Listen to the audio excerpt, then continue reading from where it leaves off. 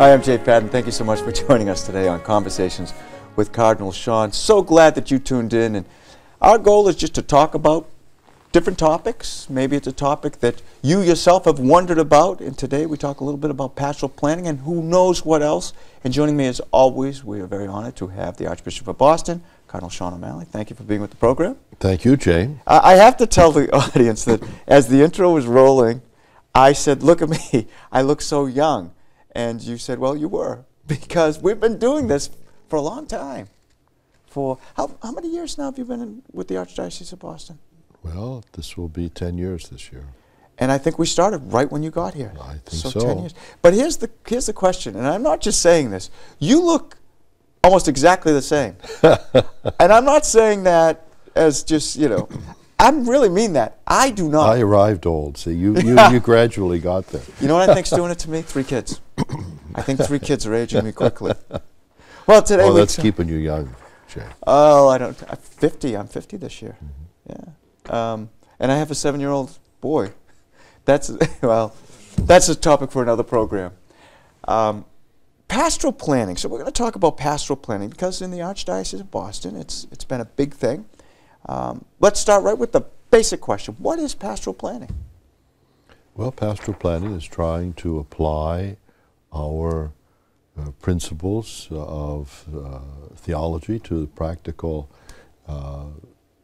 plans of parish and diocesan life. How to best use our resources, human and material, for the mission of the Church, which is to announce the gospel, to gather people into community, to celebrate the sacraments, and to pass on the faith. Mm. Now I have to, in full disclosure, I have to say that I contacted Monsignor Fay, who is at St. Columkille's Parish in Brighton, Massachusetts, to get a question or two, just so we know, so that if it ever comes out that those weren't my questions. It was Monsignor Fay who has the first question here. And thank you, Monsignor Fay, who's a good friend to Catholic TVs. He writes, pastoral planning has been a priority for you, Cardinal Sean, since you arrived as an Archbishop 10 years ago. Mm-hmm. Now that you have approved Disciples in Mission, the new pastoral plan for the Archdiocese, what is your greatest hope as the implementation of this plan begins? Mm-hmm. Well, our hope is that the plan will allow us to be able to carry out our mission better, to have a deeper commitment to evangelization and outreach. As I always tell our priests, maintenance is very important. We have to maintain the programs and the activities that we have and the people who we serve in our parishes. But maintenance is not enough. We need also to reach out to inactive Catholics and to those who have no church affiliation and invite them and help them to find a path that will lead them into Christ's family, which is the church. Mm-hmm. Now in Boston there are 288 parishes, and they'll be organized into approximately 135 parish collaboratives. How will this process take place?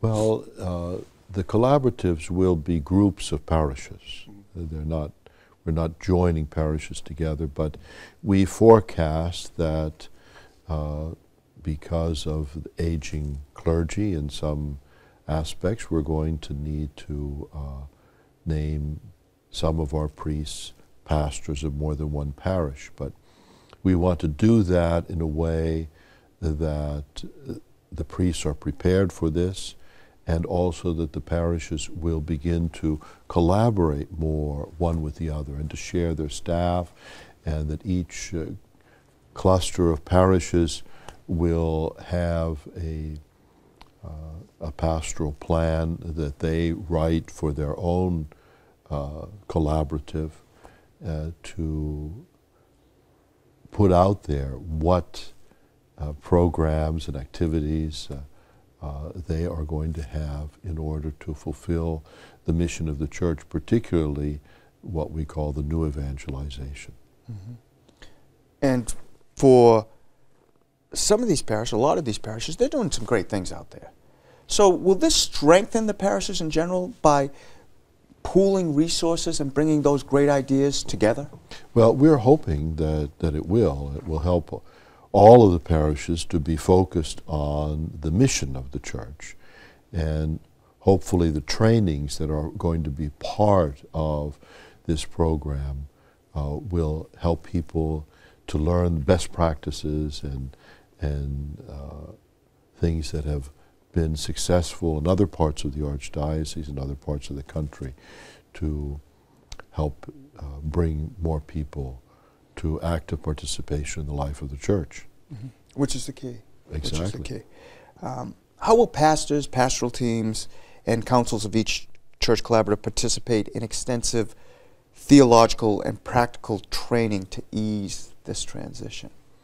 Well, there will be a series of very elaborate training programs carried out throughout the Archdiocese. We're beginning with the central administration of the Archdiocese, so that all of those working in the pastoral center, which are offices at the service, basically, of the parishes, so that they can be fully on board and acquainted with the issues and the techniques that are going to be taught.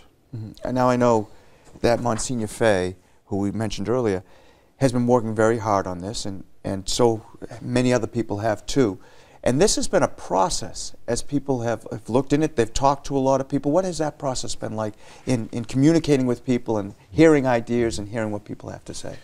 Well, a committee was formed that was very representative of priests, lay people, deacons, religious from throughout the diocese, and they studied all kinds of recommendations, had hearings that many thousands of people participated in, and the present plan has been distilled from all of that study and in consultation, and it calls for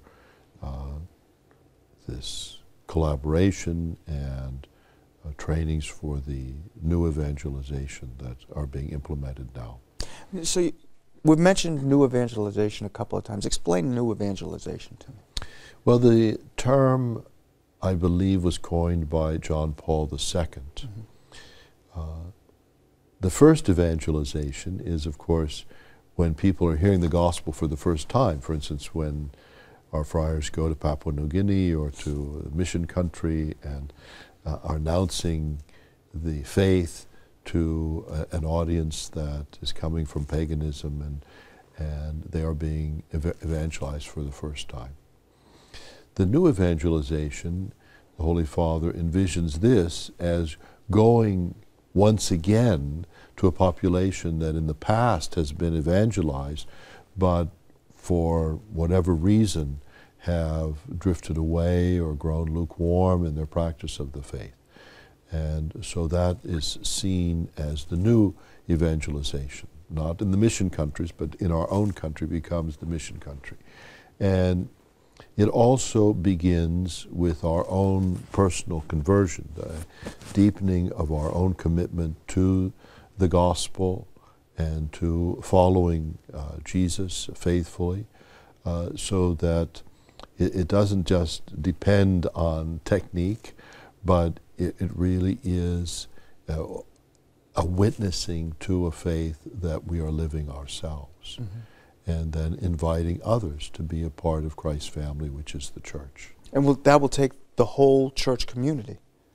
Well, ideally, we want the whole church community to be involved in this.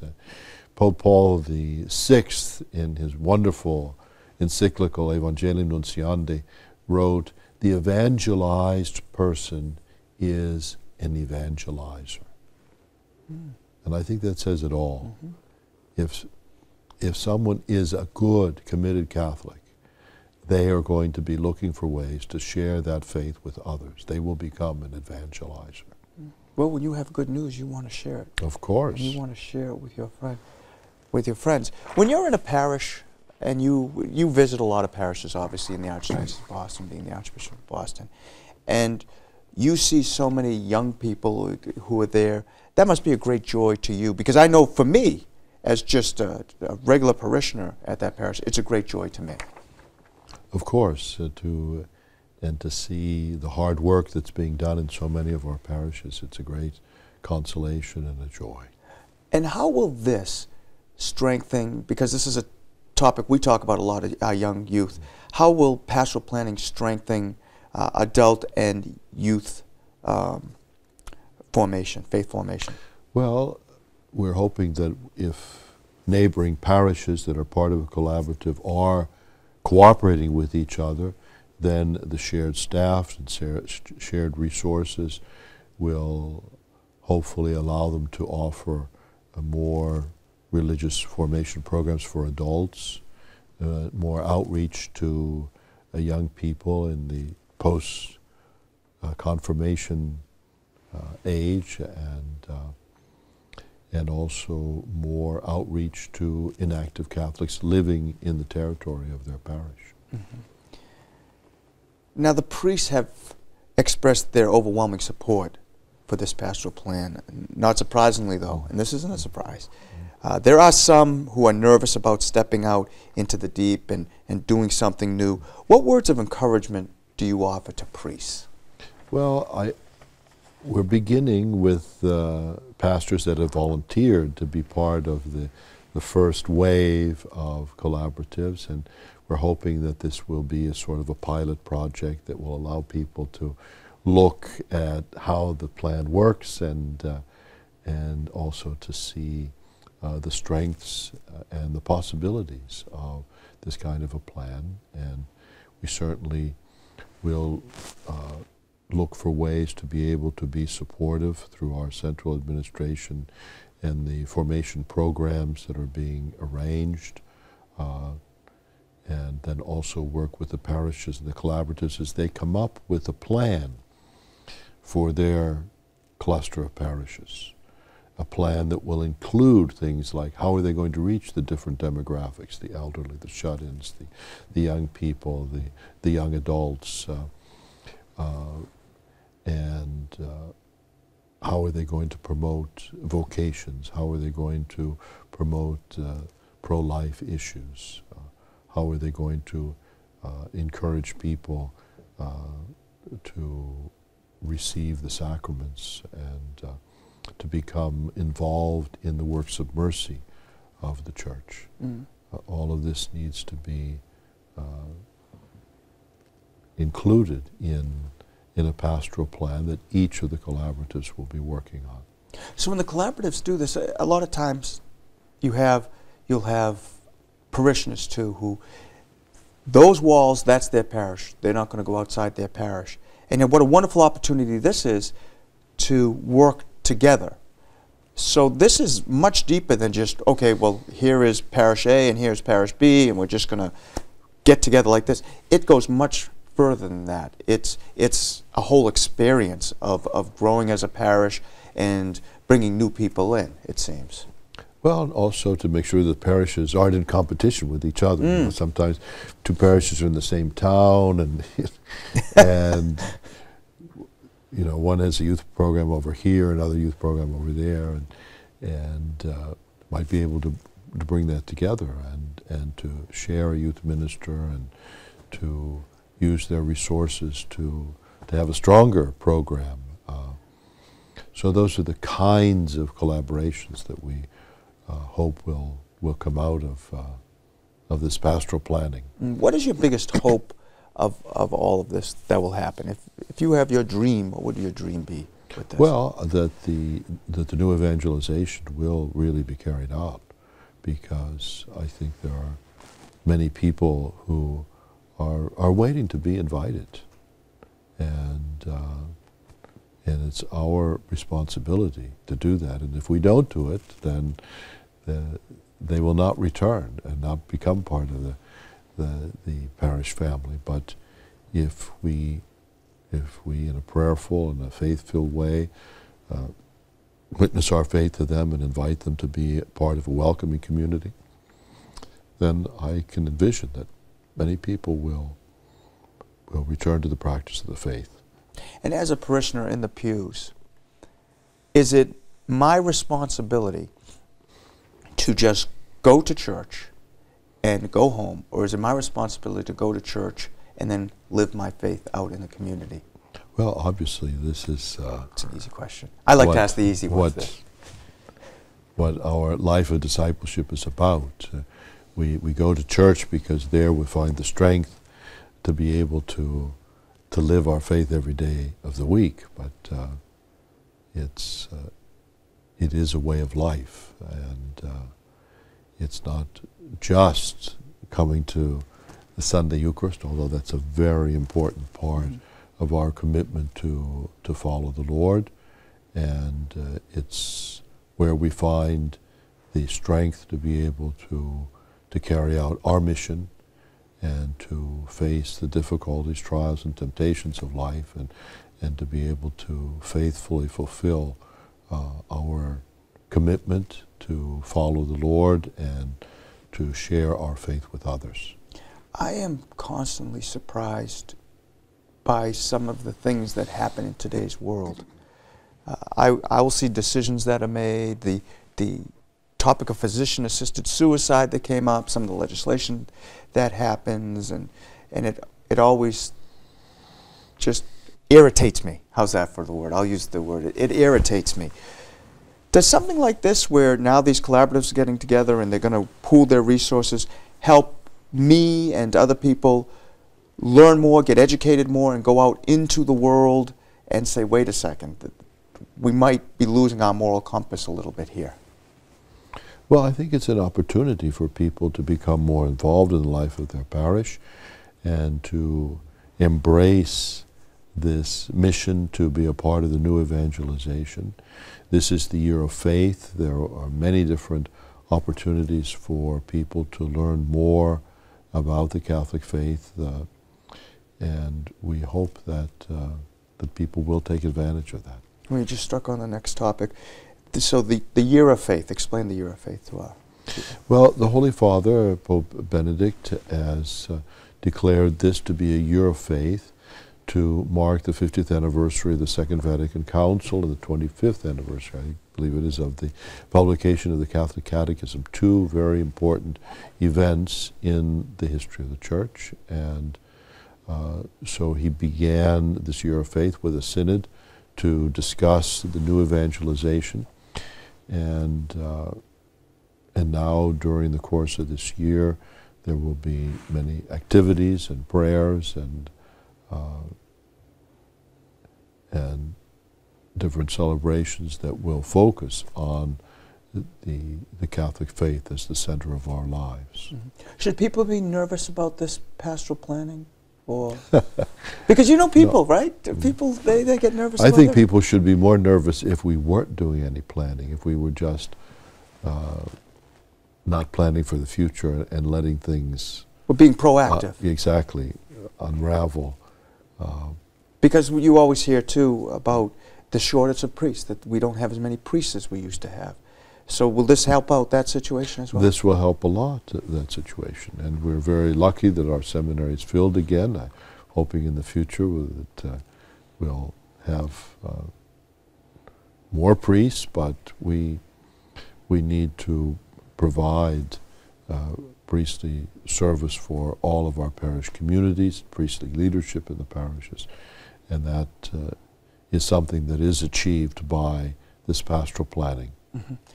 Now, to undertake something like this isn't easy. It's a big deal. You're doing a lot.